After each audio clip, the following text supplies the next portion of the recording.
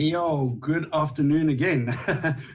Welcome back for the second session. We are here with the Raging Atheist. We're just going to call him Rage for short. I've been following Rage, online for a while. I really love the content, so I said, let's have a quick chat with him and just get to know the real Rage behind the scenes. Yeah, thanks for having me on. Yeah, thanks for having me on, definitely. So, let's jump straight into it. Tell us a little bit about your background. Did you grow up in a religion, and what was the religious environment like when you were growing up? Yeah, I think I have a rather unique story, I think, because, I was raised in a family that considered themselves Christian, but we were very poor, and, we lived, the older family members lived a lifestyle. Most of them were alcoholics, into at least smoking weed or into some form of drugs or another. And around 6, I think, maybe even 5, my grandmother thought it'd be a good idea to start taking us to church. So she started to take us to a church, Baptist church here in Battle Creek, Michigan. But then when I was in the 4th grade, my dad moved us to Davie County, North Carolina, and we were surrounded by a much more fundamental form of Baptist, Southern Baptist. And I was raised in that environment from 4th grade all the way into my 20s. So yeah, I was raised as a Southern Baptist. I think my dad tried probably extra hard with it because he was one of those damn Yankees, and he was trying extra hard to kind of fit in. So I think I got the worst of it out of all of my friends. So. Well, what's the distinction? What makes someone a Baptist as opposed to a vanilla flavored Christian? Yeah, well, there's a lot of doctrines involved, but mainly, it's a form of evangelicism. Evangelical Christianity that really puts an emphasis on biblical literalism. So we grew up creationist, more so once I got into the Southern Baptist version of it all. But creationist, really, firebrand Baptist preaching to where, maybe not as bad as like a Steven Anderson or an NIFB, but you definitely had those Leviticus verses coming out talking about, the heterosexual dominant lifestyle and how, so that type of mentality. But mainly what I remember mostly is just like the biblical literalism of it all. But at this point, it's been a really long time. Yeah, until they pull out the shrimp for cooking the shrimp, then the Bible goes out the back door. Oh yeah. One of my first crises was going to a museum here and learning about dinosaurs and the ages of the dinosaurs. And I'm like, wait a minute. Dinosaurs totally lived with man. What are you talking about? So yeah, that was one of my first crises as a young child. Yeah. Yeah, I can never get the Flintstones. It's especially we don't really have that young earth creationist flavor of a Christian here, and if we do encounter them, they're very few and far between. So it always fascinates me how you find a lot of these 6,000 years ago, God said poof, and then it was mud man, rib woman, and the talking snake and the dinosaurs and everything all together. It's fascinating. Yeah, it's crazy. And back then, it wasn't so much. I'm sure Kent Hovind was probably around doing his thing. I should probably turn off Facebook. It's my birthday, so Facebook is really busy. Oh, happy birthday, man! Yeah, thank you. But I think you probably had some of your Kent Hovinds running around. Probably Kent Hovind himself back then, but more. What I remember was they used to deny, that they would say that, the dinosaur bones in museums are a hoax and blah, blah, blah, blah, blah, blah. So that kind of evolved, and now they're more attacking the science of evolution than I remember them doing so back then. Because I was always told it was a hoax. That's what we were told. I've had my run-in with young earth creationists as well. And my solution to the whole argument is just to grant them everything and say, you can have 6,000 years still sitting empty-handed at the end of the day. Yeah. Yeah, I walked into some like young Earth creationists, you know, because it had been so long since I dealt with them, and I'm not an evolution or a biologist, or I don't know much about evolution science. Me neither. And I walked in just head first into like a deer in a taillight, so it was kind of funny. Yeah, no, they study that literature too. Yeah, it's very weird. Yeah. So, what was the linchpin? Rage. What was the what was it that unhooked the cart from the buggy? Was it just a clouds parting moment, or was it more like a gradual process of unpacking the bag that? Well, I definitely had my clouds party moment, but it was kind of a lead up to that. Like I said, I mentioned the crisis of going to the museum, and that I think that kind of etched the first doubts of at least of what I was being told. But I've spoken about it often on my channel, and I've talked about my severe drug addiction when I was a teenager. I was a sports star, kind of hurt my ankle. And the Tommy John surgery at the time was like super new, and nobody knew if it would actually work. My dad didn't want to pay money for surgery that might not work. So my sports career was over in the 11th grade. And I went from the prescriptions the doctors were prescribing me to buying drugs on the streets. And I got pretty addicted. And I ended up going to prison when I was 18 years old. And it was in prison that I had my clouds parting moment. It was, the lead up to that, I knew I was sinking deeper and deeper into despair, and God wasn't answering my prayers. I was praying, pleading for God to take this away from me, to make me the Christian I need to be, and he just never did. But once I got to prison, one day I looked around one day and I just stopped, and I realized that I am surrounded by a bunch of people that believe in God, and these are some of the worst human beings on the planet. And that was the clouds parting moment. I was like, yep, I'm done with Christianity. I don't need it. And I started looking for other things. Yeah, it's actually ironic that that you mentioned that, because it's usually the other way around.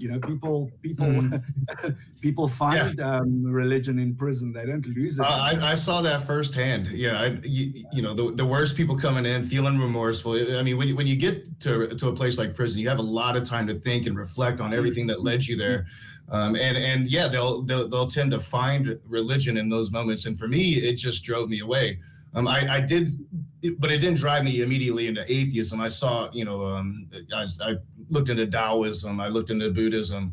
I settled on Native American spirituality just because of my own cultural background, and that fulfilled that void for a few years. But eventually, I just worked it out in my head, like all of this is really illogical, irrational, and there's no reason to believe it. Exactly.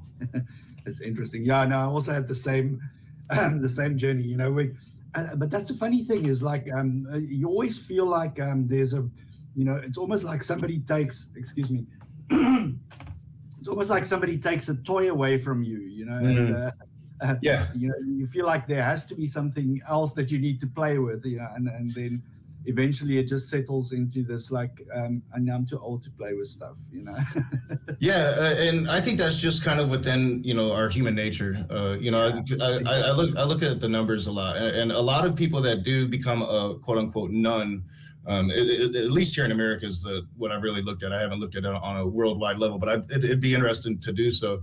But a lot of the people, it's like a transition period. A lot of people will land like I do and just be a staunch atheist for 20 years now. A lot of people will use that to kind of move on. I knew a lot of atheists when I started doing YouTube that are like polytheists now, or they're Buddhists now, or they found some other religion to where, and I think they mainly probably practice in a non-theistic type of way, but they still found something, and I think it's human nature. Yeah, no, I agree. Was there a specific person or an organization that were influential in your deconversion, or was it just like a complete inside job? Yeah, it was pretty much a complete inside job, but it took people speaking out. Like, so it took like me, finding YouTube, finding people on YouTube. Arn Ra was one of the first ones. I remember, back then it was like Godless Engineer was brand new. I found him. I found quite a few people, like the Cult of Dusty he made it funny in a way that not only relate to, but then I could like show friends that were theists and get them to laugh about it too. So it took that to really bring me out of the closet of it, and to be able to even speak about it to my family or to people that I've known forever.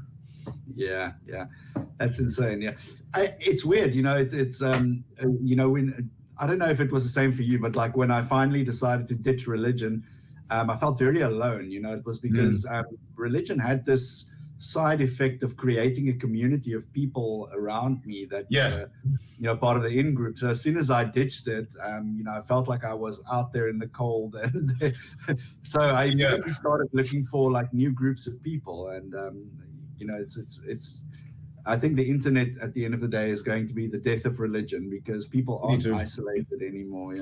I totally agree. I was isolated. I've kind of isolated myself, but like I said, I stayed in that closet for so long that when I came out of it, I did. I lost pretty much all of my family. None of them can understand it, and there's been blow-ups, especially when I was really going through my Raging Atheist phase when I first started the channel. That there was a lot of blow-ups with the family that I was isolated, and I truly think if I didn't have this online community, just people that understand what I'm going through, that's been there, that it would have been a lot harder to kind of get through it all, because it does become, we're so few and far between, and there's so few like community. You're not going to find Austin, Texas in very many places. So it does become a very lonely thing sometimes. And it's something that I think that they kind of utilize against us and wish for. And they like that isolation that we experience. Yeah. Any kind of activism that you're involved in, Rage, either online or in person? Oh yeah. I'm kind of writing up a show right now about my more recent activism, which would be the fight against heterosexism, LGBTQ plus equality for all people. But I've been an activist since George Bush Jr. Anyway. I was a staunch Republican, grew up in North Carolina, so of course I was. But the Iraq War really turned me around, and since that day, I joke because they always say as you get older, you kind of become more conservative. Here in the States, that's what they say anyway. But as I've gotten older, I've gotten farther and farther to the left, and so I've had a lot of activism on the streets. I was involved with Black Lives Matter protests. I've been highly involved with Pride Month and equality for gay folks. But then outside of that, I started getting into politics. I helped get Bernie Sanders elected here in Michigan in 2016. Right. It was like a huge surprise. A lot of us did a lot of hard work for that. I was involved at the local level in politics, and then I grew disenchanted with the Democratic Party. So I got out of that, and I've been just kind of like doing regular work and doing this YouTube thing for about the last 5 years now. Yeah, that's interesting. Like I find it's a common thread. Atheists, in my experience, are people who feel very passionately about things. And you'll generally find that they're the people at the forefront of pushing equality, pushing the boundaries of just what's acceptable and what's decent in society are the activists. Because, religion they've got this dogma that they have to follow, and everything they try to change the world to suit the dogma and not the other way around, which is the way it's supposed to be. Like you should adopt yourself to fit your reality. Yes, I agree wholeheartedly. Yeah. I agree wholeheartedly, and I do think that I've been putting together this show, and I've been talking about I'll mainly be talking about heterosexism and the rise of the Christian right since the 1970s, and the Christian right, which has morphed into the Christian nationalist movement here in America, is a direct result of activists, progressive activists in the streets in the 60s and the 70s, trying to push the boundaries of what American society is. And you know, you get into pollution fear theory and all of that, and it becomes this quagmire that you're exactly right. If it hasn't been for activists pushing civil rights, we probably wouldn't have any. You know, so yeah, big kudos to the activists for sure. You know, I can pick your brain on this. This is just now a complete, you know, an ignorant question, you know, because I'm not involved in the society. The only exposure I have to American society is basically what I see online and on the news, you know. But there seems to be, you know, it's interesting that you mentioned this wave of activism in the 60s and 70s where people were actually like getting out there and doing shit. But I feel like, you know, what we're seeing at the moment is a lot of apathy, you know, and in that vacuum of apathy, that's where all these conservative people, you know, step in and take over. Yes. It's fascinating when you look at it, because it really started to show itself in the late 90s with my generation coming into adulthood. And I think, you know, I watched this documentary here recently, and it was about Woodstock 99. It was the third Woodstock. It's not, you know, most people know about the first two, but the third one was the one that pretty much ended it, you know, and it was exactly what you're talking about, this apathy, this angst that's within the culture, and the beginning really of the rebellion of white male masculinity that we've experienced since for the last 20 years. It's been this kind of ongoing progression of that morphing into, you know, kind of the society we live in now, which is so divisive that family members, we literally can't, you know, coexist anymore because we're so far apart politically and spiritually and all these different matters. It's also strange. I mean, like, you guys take your politics very seriously. I have to say, it's almost like it becomes a part of a person's identity. You know, like, I am, you know, a Republican, and you know that's who I am. And you know, I think, I think it's a product of just the two-party system, right?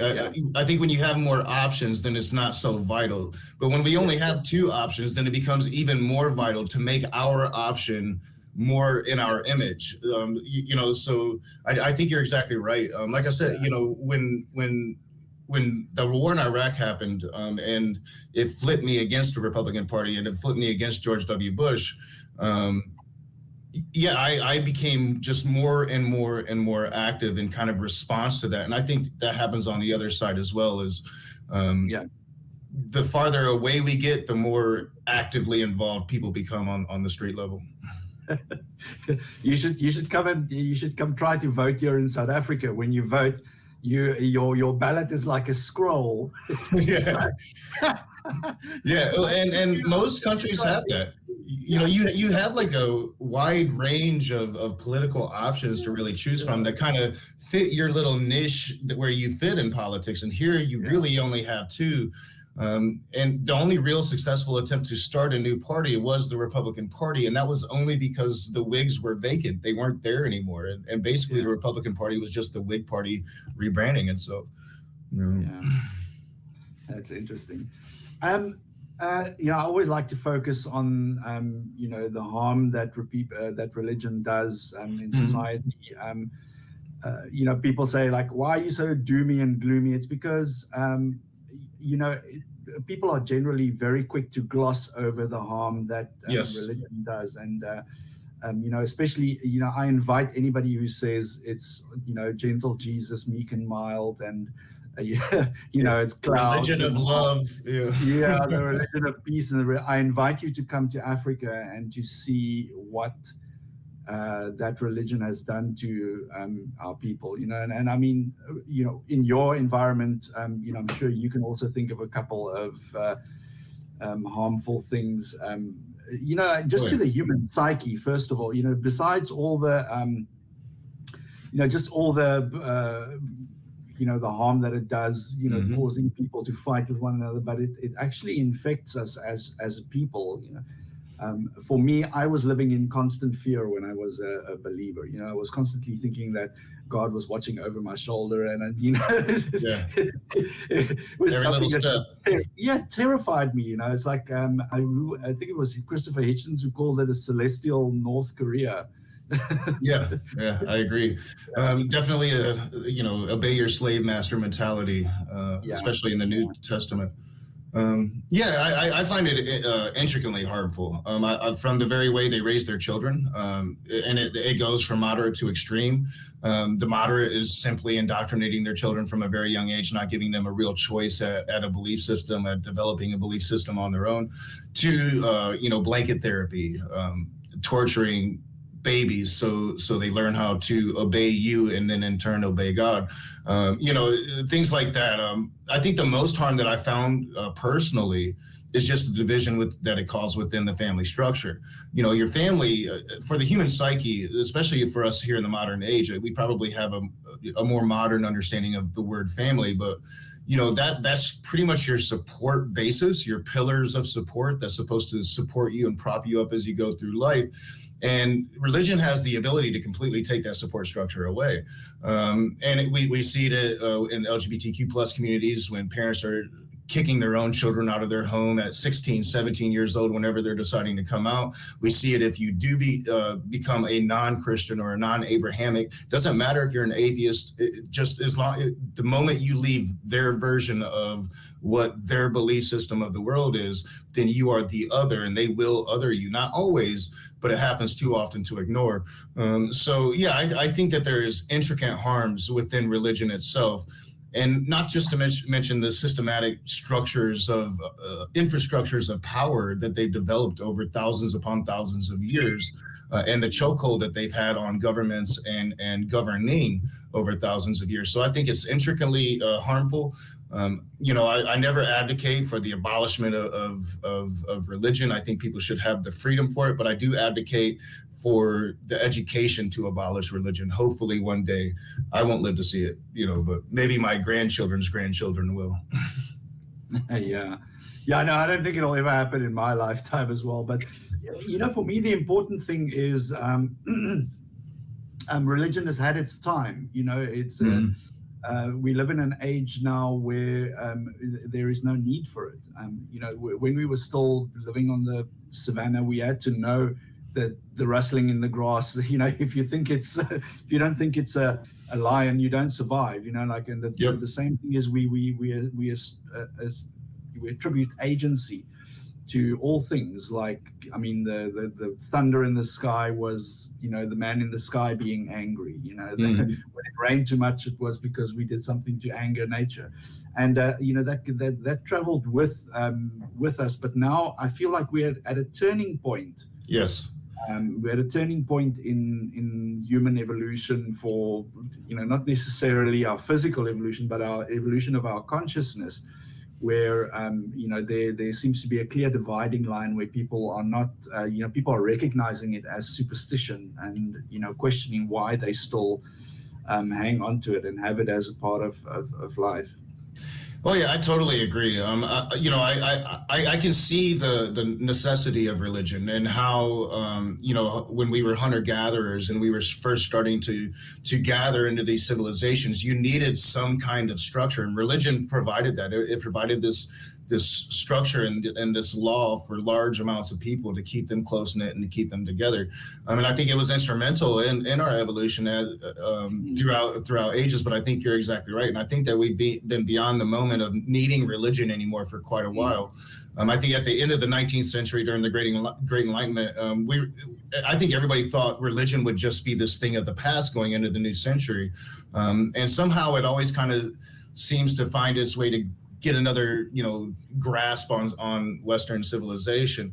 But I do think ultimately, we have seen the decline of it. And you can see that in reality, in real time. You can see it declining. And even most of those that actually believe don't follow ultimate doctrine anymore. So it is a progression, but it's just going to have to continue. And then we're going to have to be staunch in all of the pushback against that progression, because that ultimately is where the battle is. Exactly. It's an imposition. In the current age where we're living, religion really is an imposition. And Yep.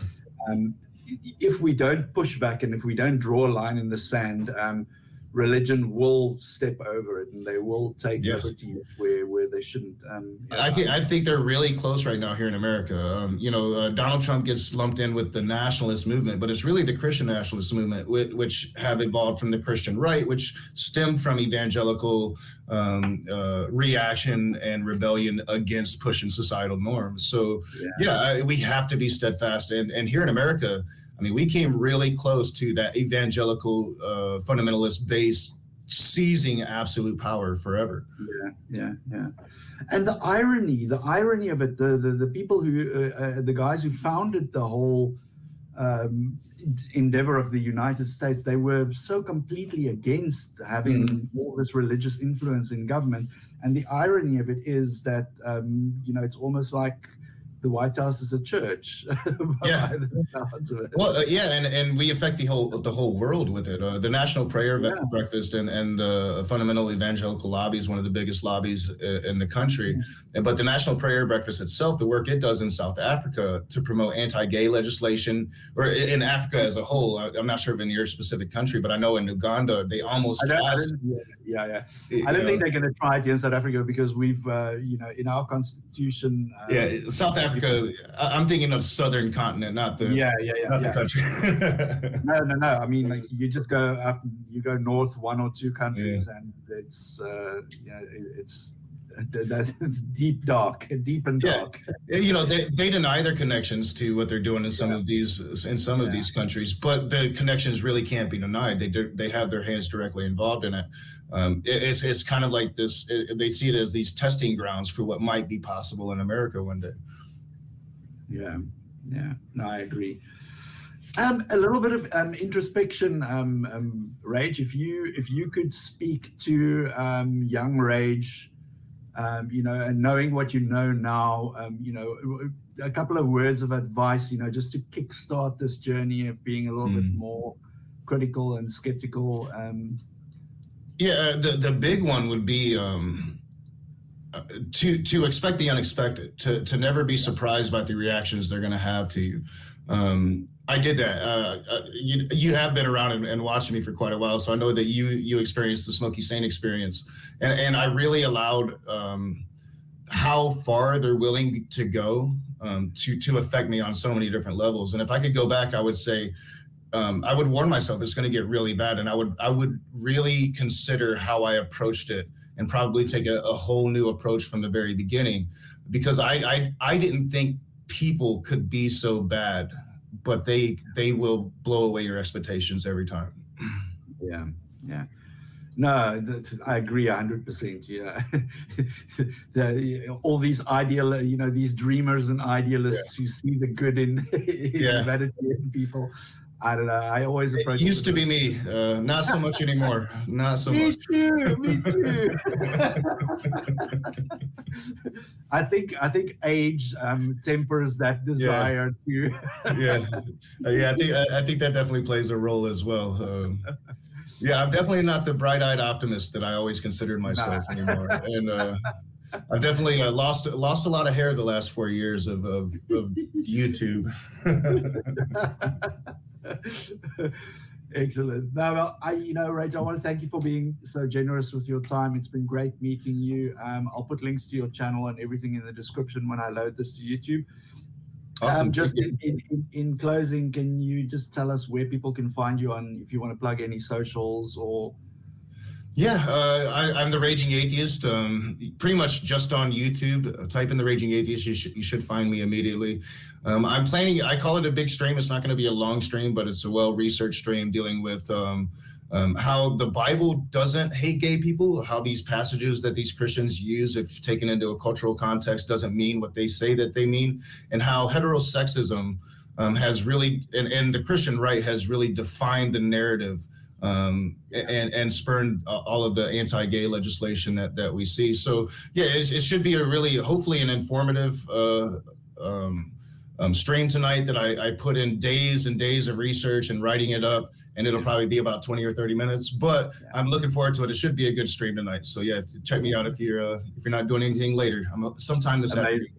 Yeah, there's I recently spoke to an African lady from Nigeria who lives in the UK at the moment. She wrote a book, what was it called? How homosexuality is not un-African, because there is this thing here, and it's an import from these Christian people, like you say, from the prayer breakfast, those people who come and poison the minds of Africans with Christianity. They are the people who introduce these concepts. And it was a very interesting conversation that I also had with her. But thank you so much for joining us. Rach, like I said, I'll plug everything in the description when I upload this. And thanks for having me on. This was a wonderful conversation. Yeah, thank you so much. Keep fighting the good fight. Yeah, thank you. Yeah, I definitely will. Take care, man. Yep, have a good one.